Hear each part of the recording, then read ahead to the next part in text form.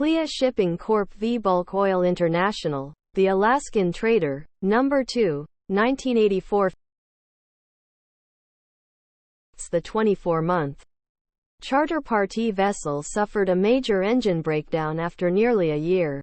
The repairs would take several months.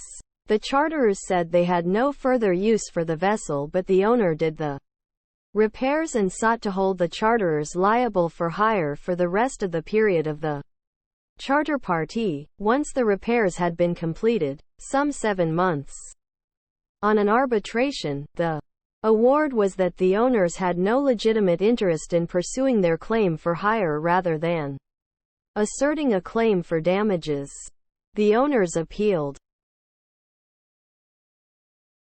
The appeal was dismissed.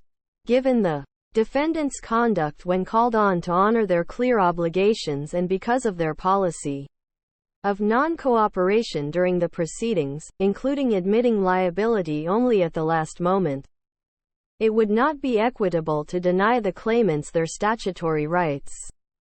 Lloyd J. reviewed the case law and said, "This court is bound to hold that there is some fetter on the innocent parties' right to elect to disregard the repudiation, if only in extreme cases, and for want of a better way of describing that fetter, it is safest for this court to use the language of Lord Reed, which, as I have already said, was adopted by a majority of the Court of Appeal in the Puerto Betrago.